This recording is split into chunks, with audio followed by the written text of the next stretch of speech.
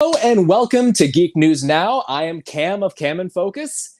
And today, if you had seen a couple months ago, I had done a live interview with a friend of mine who's a photographer who is currently working as a cinematographer. But today I am talking with a published author. Go ahead and introduce yourself. Hi guys, I'm Alexander Ferrick, author of 4 or 5 books now. Most recent one is called Demon Slayer. You can get it everywhere books are sold. It's a prequel to Aether Storm, which is also everywhere books are sold. Oh, he's got the copy of Demon Slayer. I got it. I don't even have a copy of Demon Slayer here. I might have Aether Storm, but I'd have to dig for it. It might still be in the suitcase. Very nice, very nice. And what do you do for a living? I'm a law student right now, as well as, and so I don't have as much time to write as I would like, but I'm a law student and a writer and sometimes law clerk. Very, very nice. That's awesome. I mean, it takes that special person to, be able to get into law and make something really good out of it. And I mean, it just gives you a completely different perspective on the world, I'm sure. It's a lot. It changes the way you look at a lot of things, for sure, when you start to appreciate some of the gravity of contracts and other transactions that you don't really think about the consequences of, that have consequences at times. Absolutely. And so about how long have you been writing? When did you start? My first book was published in December of 2015. I wrote that one over the course of 2014 and 15. I've been writing off and on for pretty much my whole life. I started looking at it and thinking it might be worth some money kind of mid to late 2014, and was able to get one out. Hacker, with the E stylized as a 3 because of course it is. In December of 2015 was the first one. All right. Now, did you do any type of writing before that? I mean, what made you really sit down and think to yourself, I think I've got a future in this? The first when I started writing, I've always kind of had, stories and ideas. I think, a lot of kids are creative. They play, they, come up with ideas for characters and storylines and things like that. I played a lot of video games. When I was much younger, when I was like 11 and 10 years old, I really, really wanted to make video games. I didn't understand conceptually how many people it takes to make a video game. I thought I was just going to do it. Yeah. My dad bought me for my birthday on a couple of different years, like software to try to make video games. And I hated it. I hate coding. I can't do it. And, but I still really was attracted to the stories. And so failing at video game development as a solo practice, which nobody can do as a solo practice, I found myself trying to just write the stories. And for a while, they weren't very good, as they are when you're, 12. But by the time I was like 16, 17, I was starting to write some stuff where it was like, wow, okay, this is poignant, there's some substance to this, and other people were reading them and were giving me that sort of positive feedback. And I started to get the impression that, okay, I could do this, I could write this, and haven't really stopped since. Yeah, definitely. It's interesting whenever you start off so young, because you look back and me especially, whenever I was like 14 or 15, I was like so deep into writing a book. Mm-hmm. I'm talking like I was typing up page after page, and I had like 80 something pages printed out on just basic printer paper. And I had a few, good ideas in there, but looking back, it's like you could tell that a 14 or 15-year-old wrote this. And like I was one of those guys who was like going into explicit detail about the female body whenever I was describing a female character. You got to grow out of that. That's yes. Some people never do. Yeah. Some people get published and never grow out of that. Yeah. Well, it's not us though. There was a book that I read a while back. Well, I say a while back, I mean like last year. Wow. Mm-hmm. But it was called Omega. It was called Omega Squad, And like for Mhm. the first several chapters, basically every other paragraph had to do with this guy checking out this chick and remarking on how hot she is. And me having grown out of that stage, I'm just like, oh my God, stop. Right? Like, it's bad. It's just bad writing because Yes. it breaks the illusion because you're unless you are unbalanced, you're not actually having those thoughts with that frequency. Like, and Yeah. so it breaks the illusion if the character or the narrator is actually having those thoughts with that frequency. It's like, who is this guy? Why do I care what this guy's doing? Yes. As she walked, her supple breasts bobbed from side to side. It's just like, I don't need that. I don't need that. Yeah. What kind of gun was she carrying? Like, you know, She was carrying two of D's guns. I mean, put my hands up. That's fine. Yeah, it's interesting, you know. Dave Gramillion, the head of GNN, actually told me once because every now and then I would go to him because he's written a few books too. Yeah, He actually, you know, rewrote the Star Wars prequel trilogy into something that actually makes sense. Finally, I've heard his reputation precedes him. I haven't had the pleasure of reading those books yet, but I've seen some excerpts. It's fantastic. yeah, absolutely. And every now and then I would go to him for some advice, so something he told me. It was such a simple, you know, idea within this statement, but it stuck with me since then. The only way to get better at writing is to keep writing. That's right. And yeah, and so something that I've come to realize is that, you know, your first idea is never your best idea. No. And if you go through the process under the impression that your first idea is your best idea, you're going to come out with something shitty. Yep. So I will say though, and this maybe will be helpful for you, maybe will be helpful for some of the audience, that sometimes those old ideas, the idea isn't necessarily bad, but your ability to execute it wasn't where it needed to be. Like, and I'll say this, like Demon Slayer. Demon Slayer now bears very little resemblance to the idea it started as way before Aether Storm and the Songs of Saren even existed. And like, it's one of my oldest ideas, but it needed that time to get refined and to get kind of processed. And that's what I think that there's, you know, it's sort of it's that kind of grinding on it and polishing it that can take something that isn't really very good at first and get it over the finish line. So don't throw anything away, but don't hold on to it so tightly that it can't grow. Yeah, absolutely. You know, something that I did was I kept all my drafts in a file on my computer, and every now and then I'll go back and I'll just kind of skim it to see, you know, what I can take from that and incorporate it into what I'm currently working on. And every now and then I'm reading, I'm just like, oh, okay. But then sometimes I'm reading, I'm just like, oh, okay. That is a universal experience. If you're not doing that, you're not being honest with yourself. Yes, absolutely. Now, do you have any projects that you're working on currently, or is everything kind of on the back burner while you're in school? Yes, everything is on the back burner while I'm in school. But I have a spreadsheet. I have a spreadsheet of ideas that I try to keep up to date. I think there's 14 or 15. There's two that are kind of like current solid thoughts.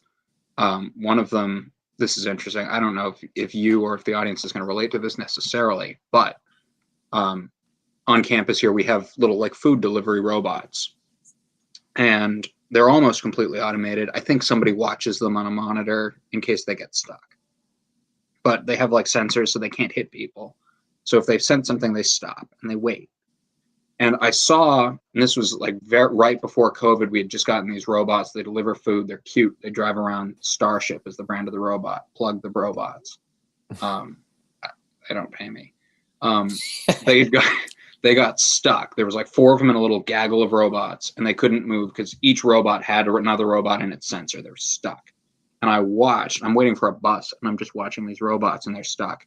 And another robot comes down the hill and rams them like a cue ball, breaking breaking balls apart on a pool table, and it knocks them all loose, and they all take off to go deliver their, Chinese food or whatever. And it was just, I watched it and I was fascinated by this robot traffic jam, and the idea that started stirring. This is a long wind up. The idea that started stirring was for this, like, you see a lot of like humans against the machines, like sci-fi AI stories. What about like a couple of AI fighting each other for dominance, and the humans are just pawns in the middle? Yeah. And so that idea, that work in progress, is called Praetorian, and it was inspired by my little robot traffic jam in front of the student union. But that's my current best, most fleshed out project that I am working on, is that sort of science fiction Game of Thrones, like multiple AIs at war with each other thing. That's awesome. That's really cool. And it takes somebody with a very special type of vision to make, something like that really work. Because an AI story, it could easily come off as super, super hammy, super, super predictable. It's like, oh, this AI rises to take over the world, treats the humans like whatever. And then it's like, boom, you got the Matrix. Boom, you got, Terminator. and it's like they're great stories, but the thing is, they set a precedent for those stories. And all these, I mean, unfortunately, plagiarism's the highest form of flattery. Yeah. But at the same time, nobody wants to plagiarize, and so right.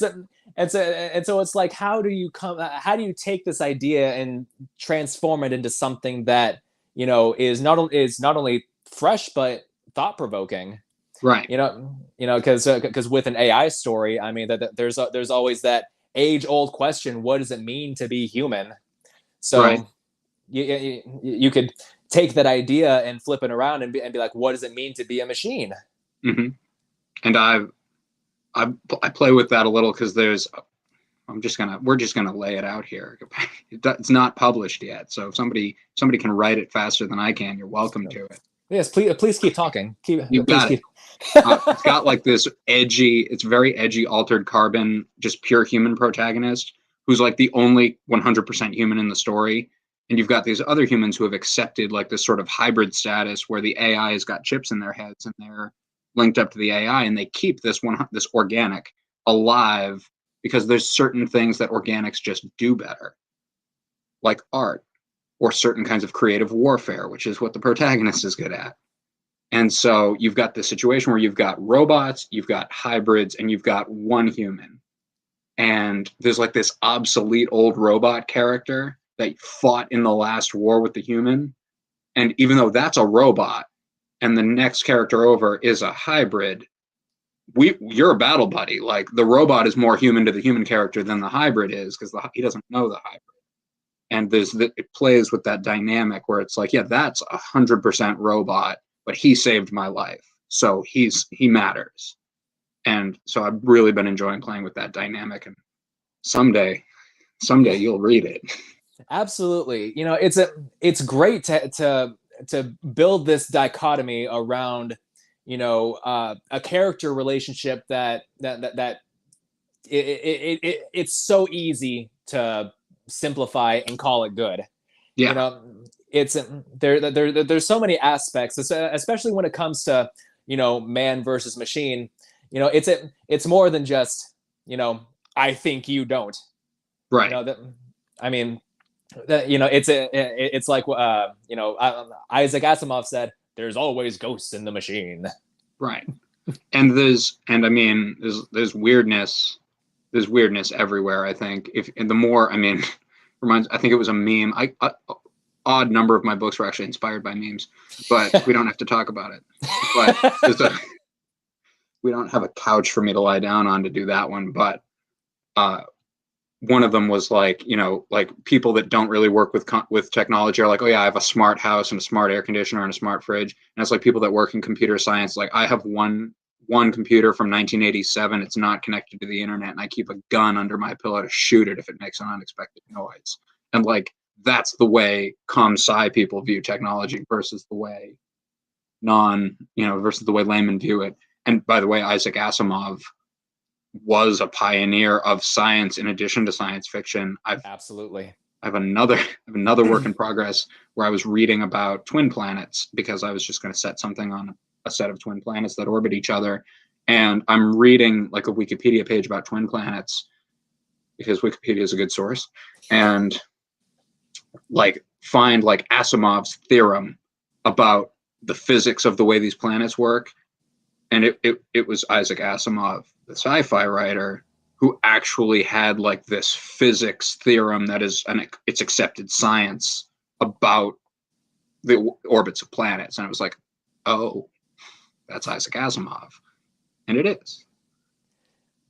Yeah, that's awesome. Yeah, I like whenever a writer can, take that extra step to incorporate the science and make it believable, feel real world. My favorite author is Dennis E. Taylor, and if you ever have the chance, read his Bobaverse series or listen to it on audiobook. I'd highly recommend that because Ray Porter is a godly narrator. But he takes these crazy ideas and uses real world science to make them work. The Bobaverse series centers around a guy named Bob Johansson. He's killed in the 21st century, but his mind gets uploaded as an AI basically. And the way that it's presented and the way that the way that idea unfolds the story, because it's true, he is no longer human, but he still kind of feels that way, and that becomes integral to it.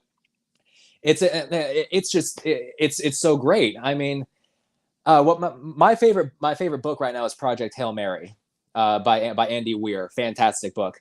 But a lot of people that I've talked to, they say that it was a book that they didn't want to continue with or didn't finish because there was so much science in it.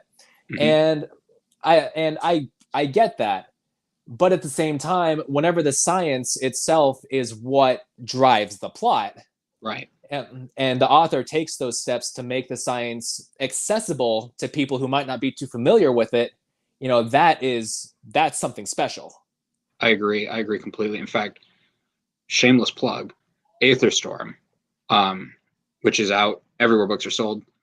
Got to sell at least one book today.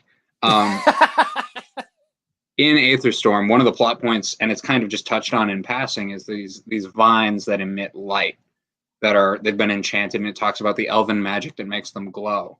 And it's just kind of brushed over in passing, but it's an element of the world that mattered to me as I was writing it, that you can't, if you're in a confined space with the vines, I think I said the air becomes stale, like the air that comes out of a man. I think that's the line.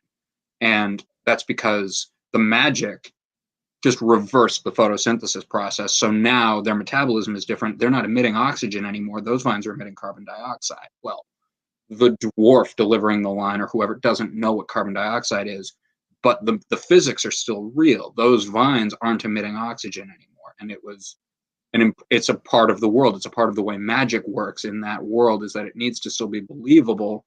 And that's why there's a little bit of real science that's just snuck in there, and it's just a sentence. And, you use as much as you need so that the world hangs together. And for me, that's the glowing vines aren't making oxygen anymore in as much the best way that a late medieval civilization could recognize that.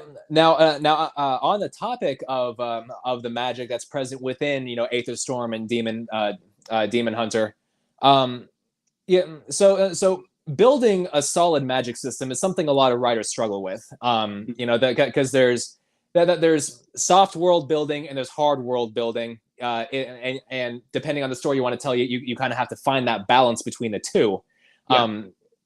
So when it comes to a magic system, a lot of people struggle with not necessarily making it believable, but making it cohesive and making those rules make sense in the end.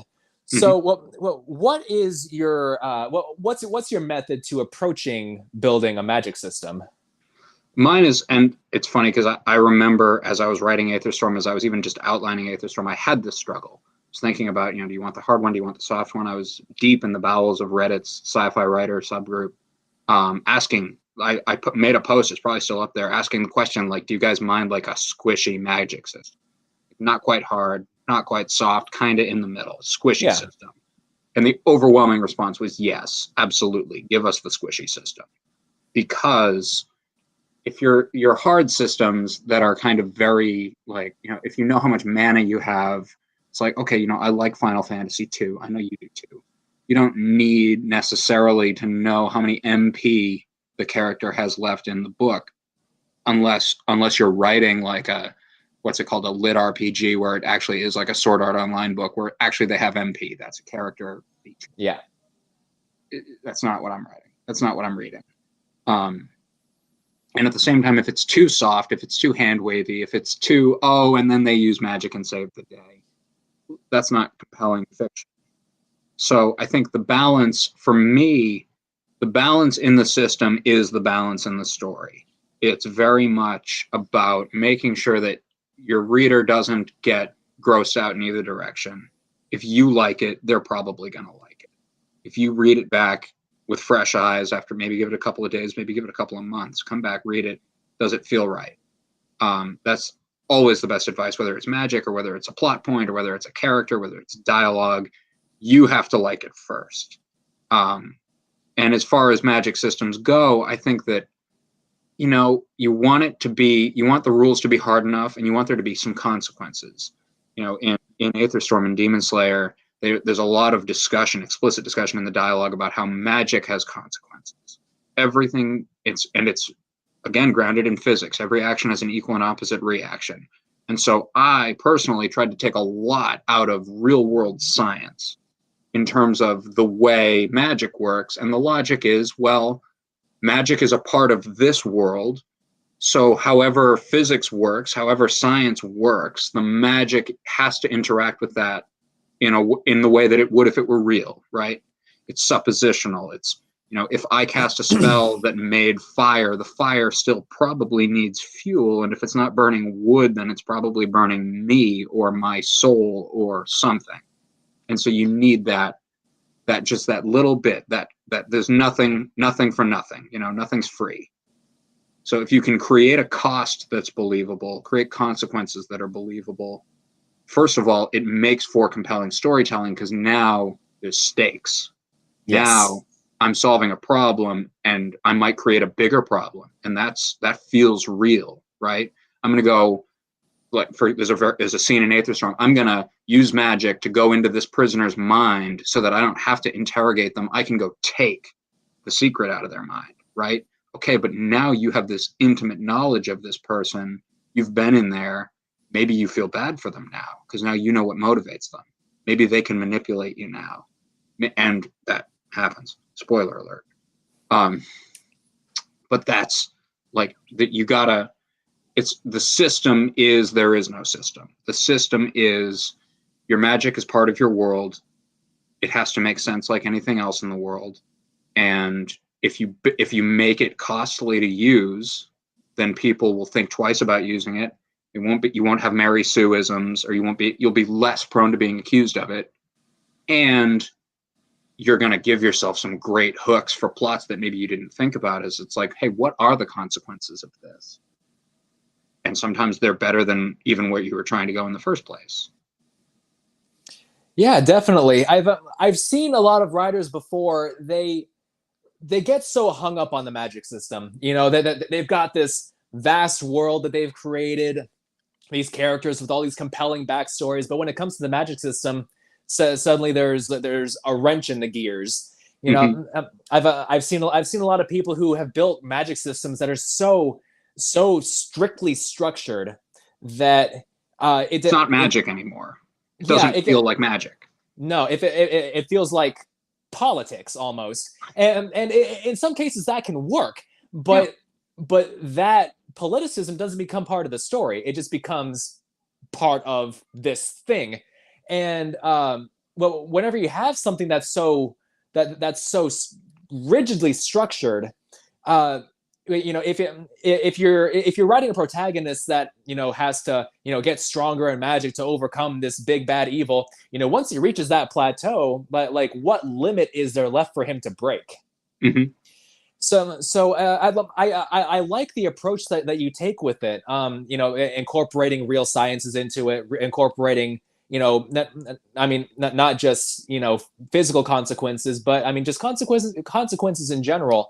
Not only does it make your stories feel like they have stakes, but it creates a magic system that's flexible enough for continuing discovery. Sure.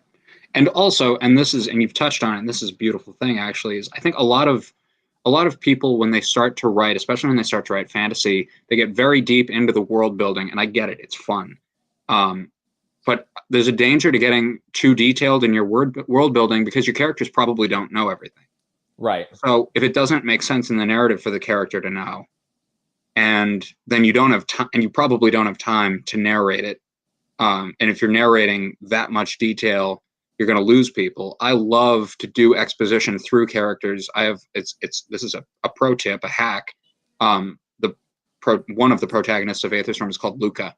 Luca's job is he's dumb. Luca is a window. The reader views the world through Luca. He doesn't know anything. He's the guy who doesn't know anything, and the other characters are explaining it to him. And when the other characters explain it to him, that's me explaining it to the reader in a way that keeps the story moving, keeps the characters developing, and is more entertaining than if I just sat here and beat you over the head with it. Right. And yeah, that's the best way to convey exposition, is exposition through character experience. For sure. Because there's a lot of fantasy writers who, it's just the world building. It's like the story comes second to them, but let's devote the entire first chapter to what color the leaves are, how many mountains are in the distance. Listen. Laying out the Tolkien, politics, okay? laying out the politics, everything. If there's a mythology, then they explain it all in the first chapter. It makes for an interesting chapter, but it doesn't mean that the rest of the story is going to be interesting, because all that intrigue is now gone. Right, exactly. And I mean, you could maybe do it well if you play with the fact that the reader knows things now that characters don't know, but you'd have to be doing that very deliberately. It'd be very carefully planned. I think it would be very difficult to do it well. I don't think I could do it well. I think it's much easier if you accept that your characters don't know everything. And if your characters don't know everything, then you don't need to know everything. And I think that's very freeing, right? You got to remember what you did. You got to keep it internally coherent. You don't want plot holes. And planning ahead is good to prevent plot holes and to give yourself a little foreshadowing. But your characters don't know everything, so you don't need to know everything. Yeah, that's a lot of the fun that comes out of reading these stories, is that you experience the story with the character. So it's not like the character is telegraphing how you're supposed to feel about it, but it's just the fact that there is that sense of discovery. It creates a dynamic within the story that makes you want to turn that next page, because there's so many stories out there whose just characters go from A to B, shenanigans ensue in between. Right. But I mean, there's so many other ways to get your character from A to B in a way that makes it feel like the character doesn't know they're going to be. Right. Absolutely. I think that's very important. I think also that, it's funny you say that, wanting to turn the page. I've gotten better about writing some longer stories, writing some things that have a couple more twists and turns and hooks along the way. But like when Hacker came out, it's a short book on the verge of being a long short story. And I mean that, sincerely. It's a little self-deprecating, but it's just the truth in terms of the word count. And I used to joke that like, my books were so short, it's like, if you put it down, I've failed. Like, because they're so short that it's like, you should basically sit down and read, and in an hour or an hour and a half, you should be done. And if you stopped, I've already failed, because it's not that kind of book. It's not the book you put down and pick up a week later and resume. At least Hacker isn't.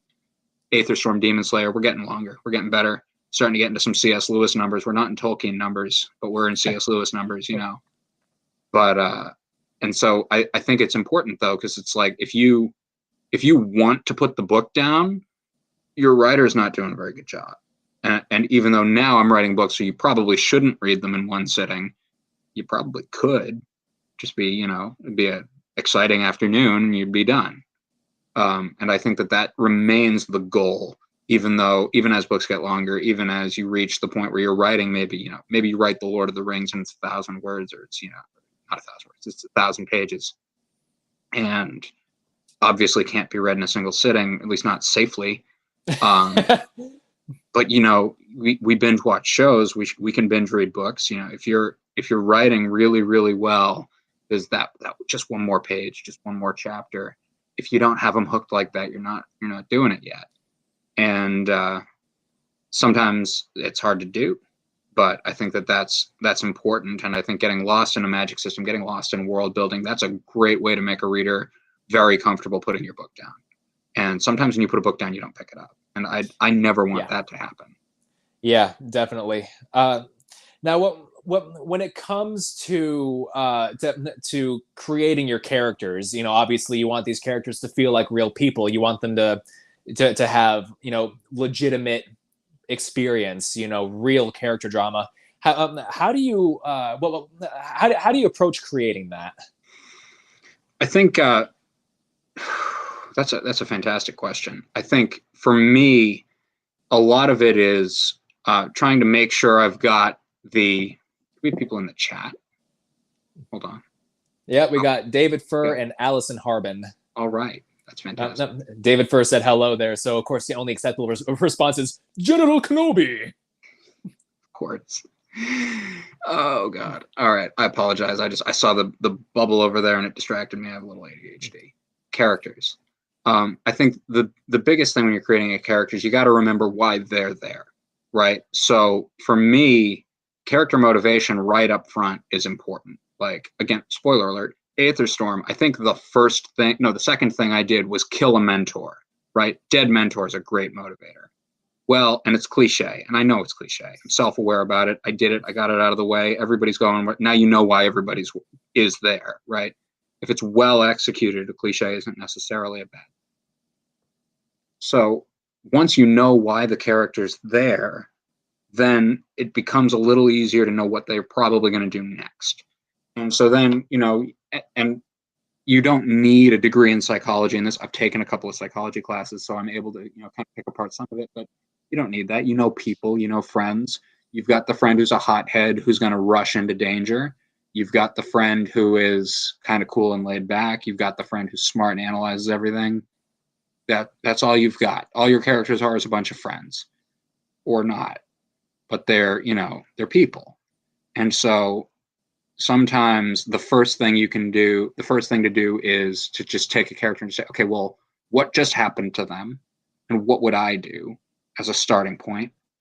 And if maybe this character isn't very much like you, okay, well, what would some other people do?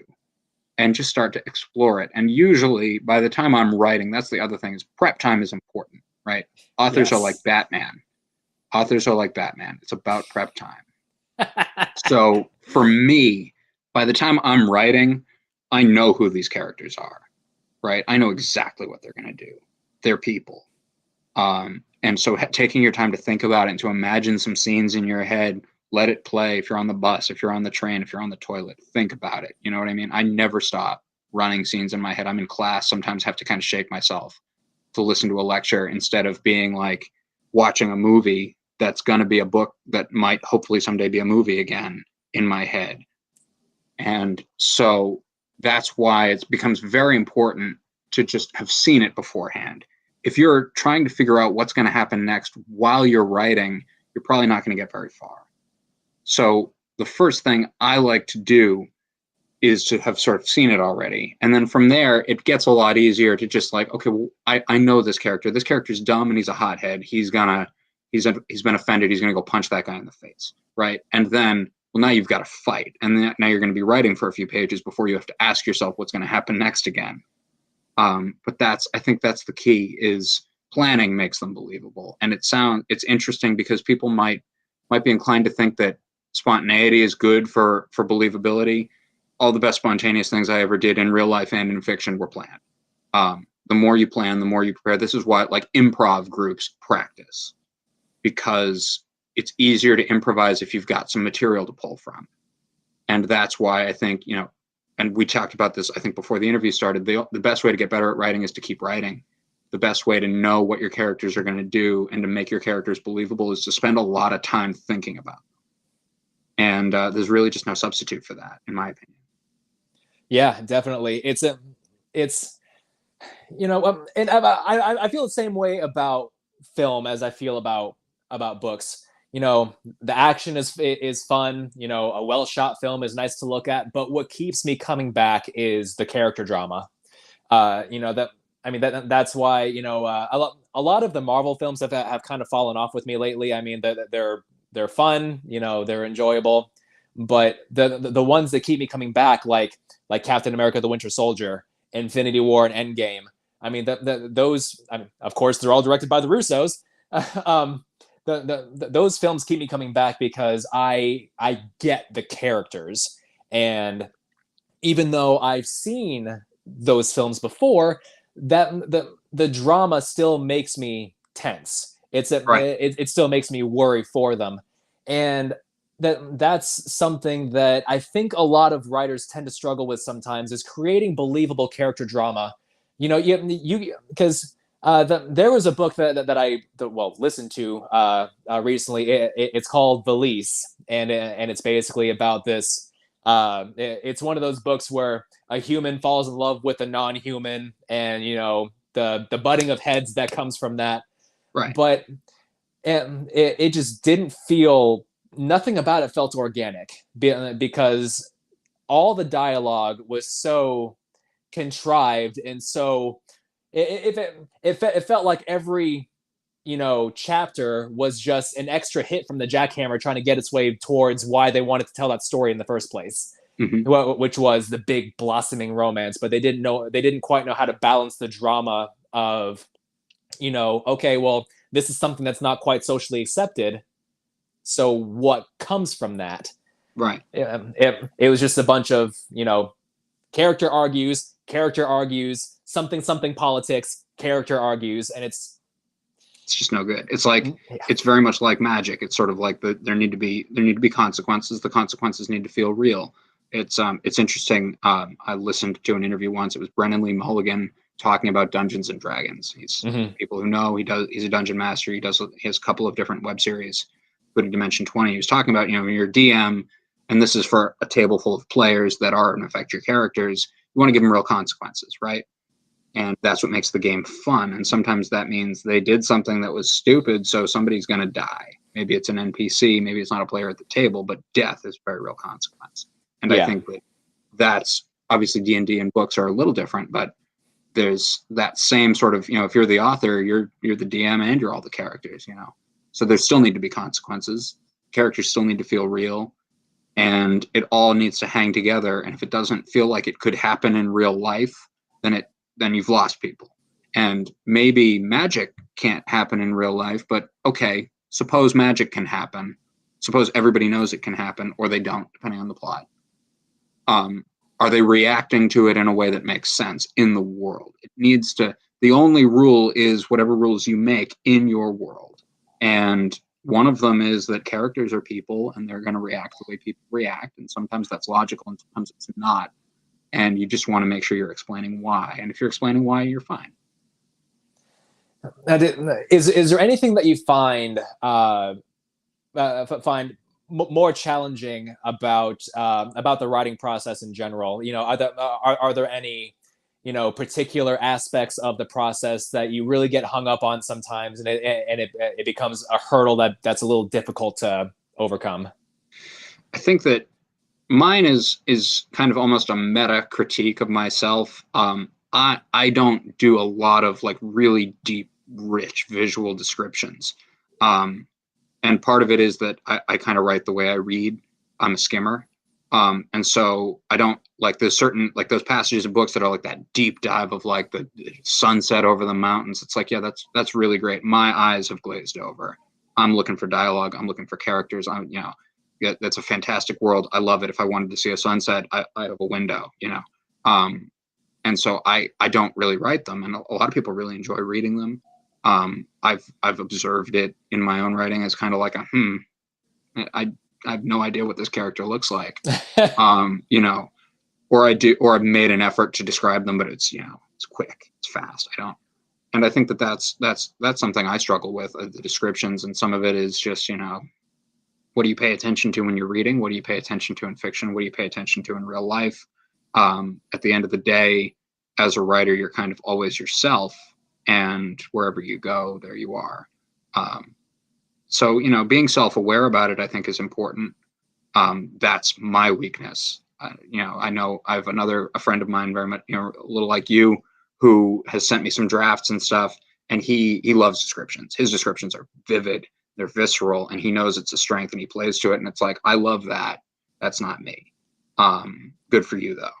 Yeah. And no, you want to know your strengths, you want to play to them, but you don't want to overdo it.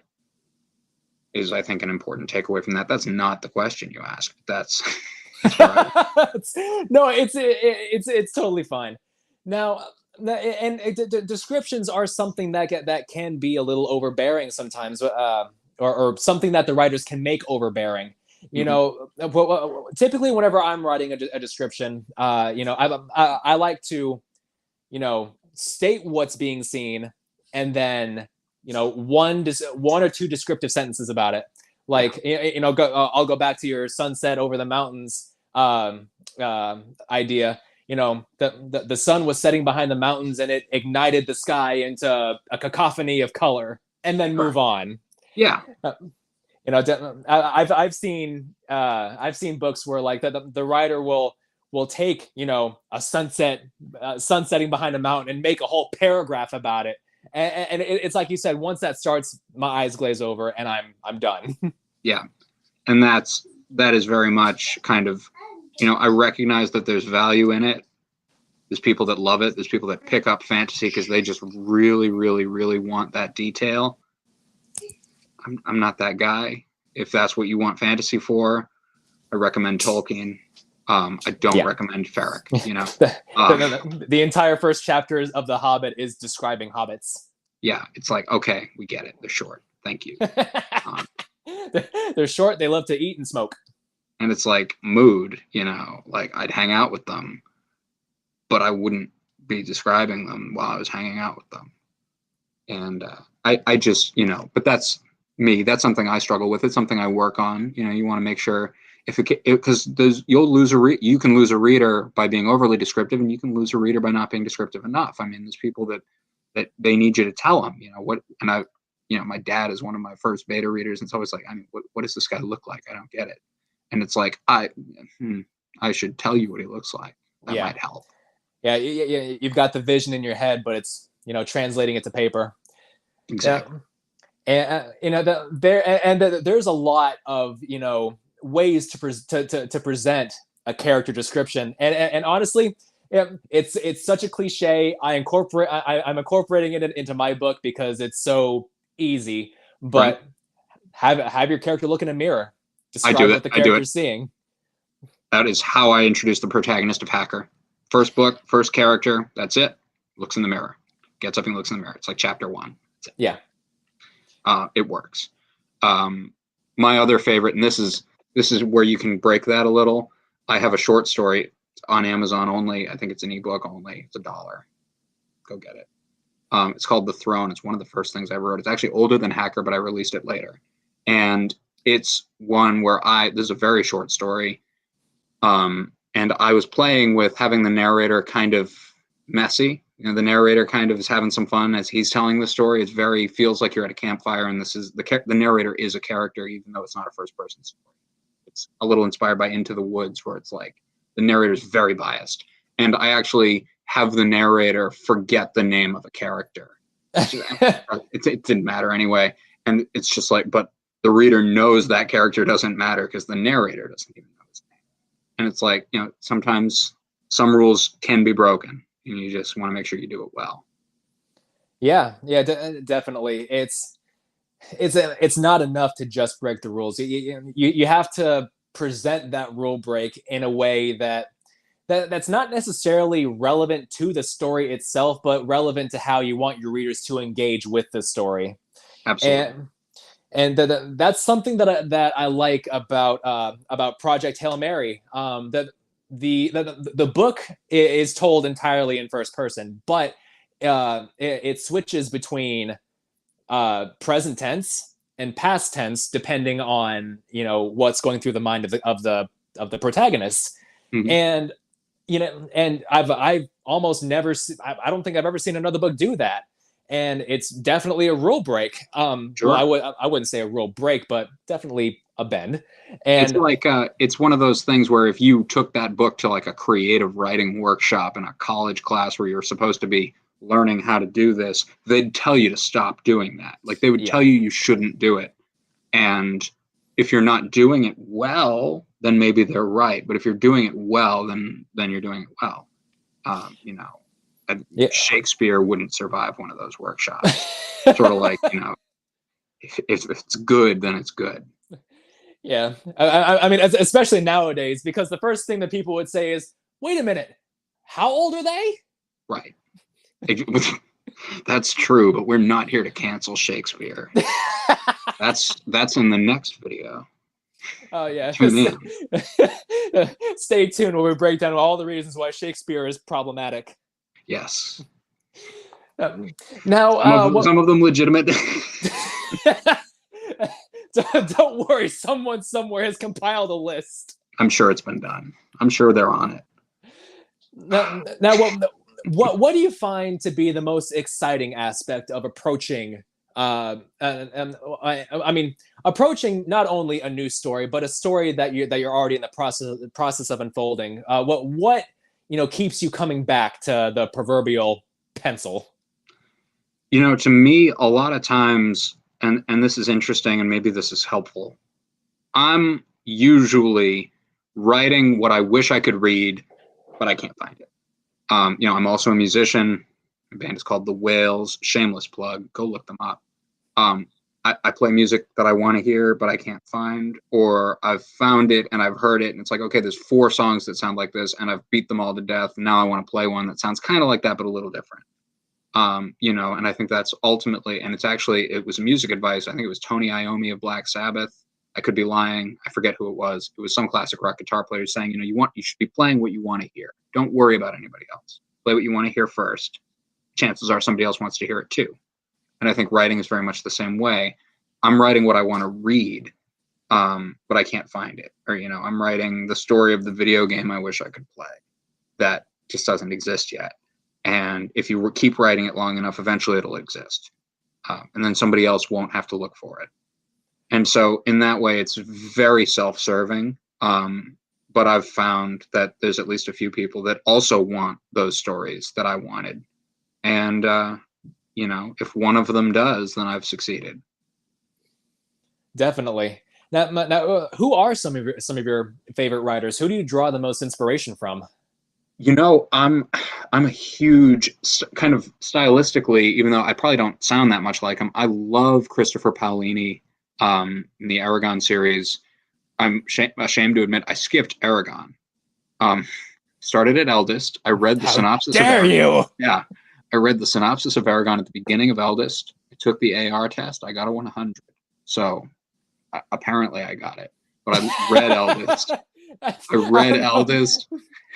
I don't know if that says more about you or the writer. I don't either. But I read Eldest, I read Brizinger, I read Inheritance. I loved them. I take a lot from Paolini. If you read Aetherstorm and Demon Slayer, or any of the other songs of Saren that aren't out yet, but will be someday, I promise.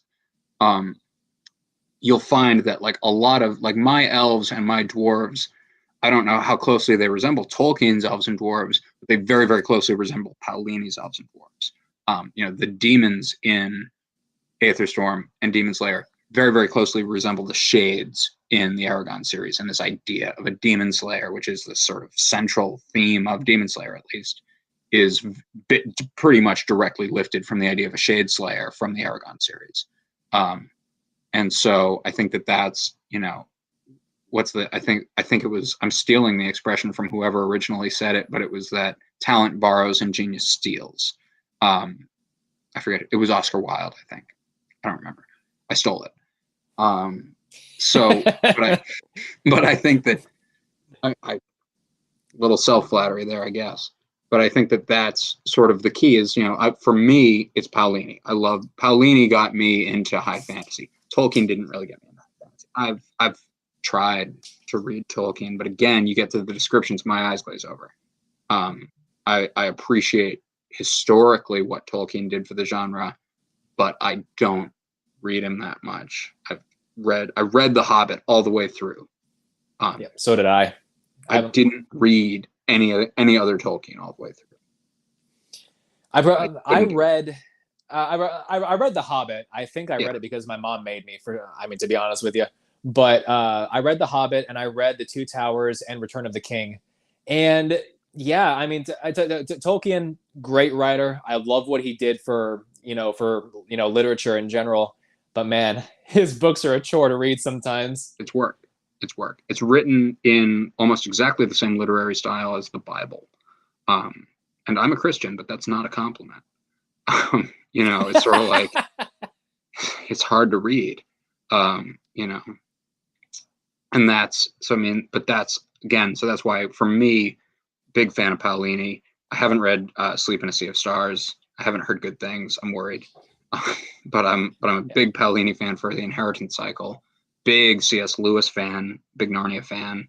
And God, I wish I could remember his name. I might cheat and Google him here, but a couple of really great series that I read Secrets of the Immortal Nicholas Flamel when I was in high school, which is a fantastic fantasy series. I really lifted a lot from that in terms of at least style and approach, because it's like the Songs of Saren, hopefully kind of conversational and accessible.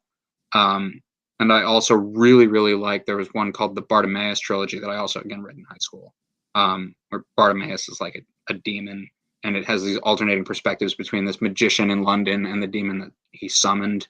And there's these two really vividly different characters, and Bartimaeus is so incredibly sarcastic, and then this kind of stuffy, ministry magician who's just like rank and file trying to go through the ranks. And it's this incredible trilogy as they're forced to work together because the magician summoned him and he's trying to backstab him. And I love that dynamic. That was part of what inspired me to do the sort of messy narrator of the Throne, where it's like, the narrator matters.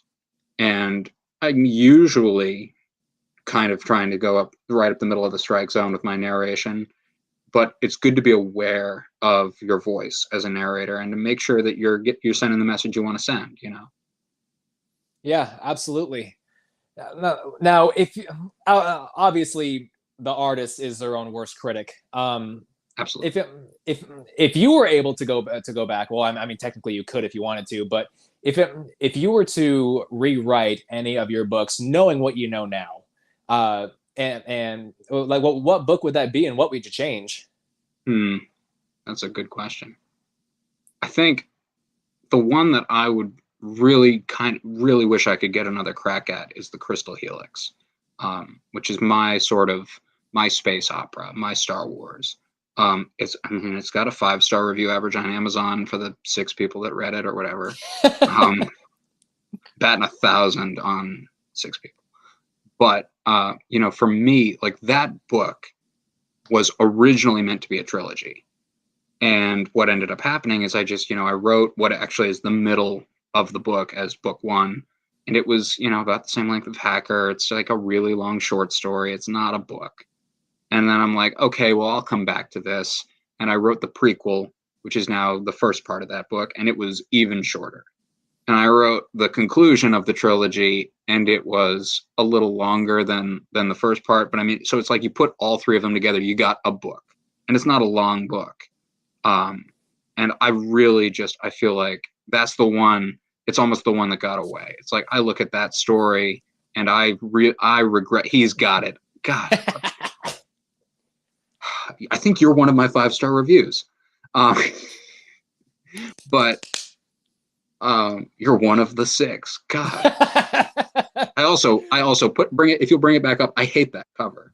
I do my own cover art. That's the cover that I am the least thrilled with also. So maybe that's part of it. Maybe it's a visual thing where I'm biased. Who knows?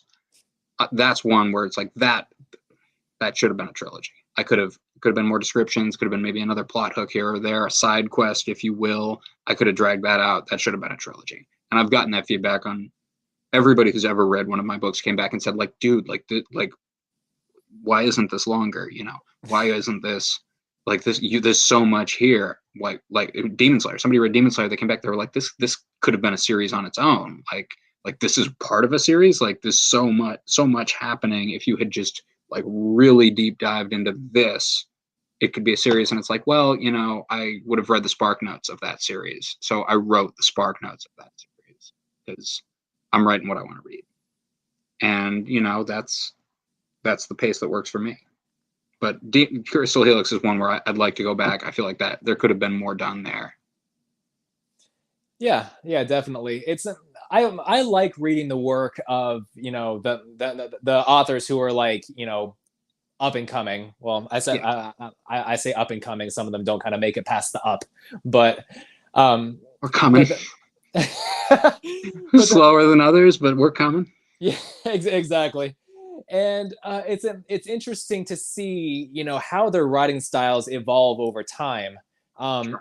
I like to see their writing mature. And there's one book, I think that I told you about this. I mean, I feel so bad because I'm sure he worked really hard on it, but there's a book that I read that was the worst book I've ever read in my life. And it was called The Plagued Ocean. I think I think I remember this parts of it. And this is going to be leading into my next question, but it's obvious that book could have done with at least one proofread, because I mean that there's spelling errors, grammatical errors, switches between past and present tense within one sentence. Don't do that, kids. The characters aren't characters. They're just people that say things and participate in the plot. No sense of time, place, scale, environment, nothing. It's just so superficial that it's all that I truly feel bad for the guy. Yeah. but this will basically be my last question of the interview. But well, when it comes to the editing process, the proofreading process, what would you say is the most important aspect of it to pursue? I mean, spell check. No, that's a start. You know, if you've got leave it on. If you see red lines in there, look at them. You know, if it's a red line and it's not a place name, it's probably spelled wrong. Yeah, I think that's important. But I mean, there's also like typos happen. Every time I open a book, every time I open one of my books, I find a new typo, and you know, suicide is attractive.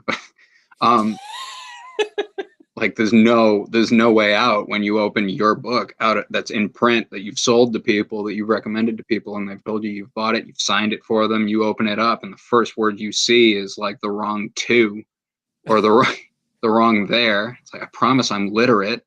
So I mean, you have to read it, and you have to read it a lot of times, and it's time consuming and it's unpleasant, and nobody likes it, and you're gonna miss stuff. And pros miss stuff, and pros have editors that do it for a living, and they still miss stuff. Yeah.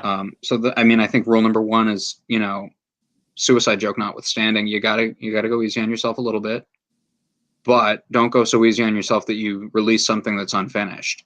And so for me, I think it's very, very much, you know, keep reading it. I don't do it anymore. I've gotten a little lazy. My books have gotten a little longer. But when I was writing Hacker, I reread everything that was there before I started writing. So it was like, if I'm on chapter 4, I'm rereading chapters 1 through 3. And it's good for keeping your narration cohesive. It's good for making sure you remember what happened. You're not doing plot holes. It's good for catching typos. It's good for, do I want to rewrite this? And it's good. It's a good habit. It's very time consuming. I don't do it anymore. I probably should. My books would probably be better if I still did it. But that's the key, really. And I mean, and a lot of published authors will tell you absolutely should not do that. You should write first and then come back later and edit it. You know, sometimes you want to edit as you go. Sometimes you can't help it. And I think that's sort of maybe the takeaway, the moral, whether it's magic or characters or plot or editing, you want to find what works for you. And you know, what works for you, Cam, isn't going to be what works for me. What works for a viewer isn't going to be what works for either of us. At the end of the day, you can't edit a blank page is sort of the cliche, and sometimes cliches are right. So you got to do what works for you, and don't kill yourself if you find a typo in your published book that you're in the middle of signing for your friend. Yeah, and for God's sake, spell that friend's name right. Please, yes. It's like, that one matters. All right. Well, we have just come up on an hour. That's gonna wrap it up for this interview. I have been Cam of Cam and Focus, joined once again by Alexander Ferrick. Thank you so much for being on here with me. It was a lot of fun to talk to you. Likewise. Thank you, Cam. Anytime. No problem. And where can people find you? You know, and find your work. The easiest way, if you go to Amazon.com and you search Alexander Ferrick, I'm there. I'm on all social media, I think, Facebook, Twitter, etc. Go ahead and, you know, you search for Alexander Ferrick. I've come up pretty quick. Fortunately, picked a pretty good pen name that isn't widely used. So just search for Alexander Ferrick and you'll find me. All right. Sounds good. Well, that'll do it for tonight. Thank you once again for tuning in and joining us on this interview. Be sure to like and subscribe to Geek News Now. We're at 1,700 subs currently. We're still climbing the ladders, so every sub counts. All right. You all have a good night, and I will see you back on Cam and Focus.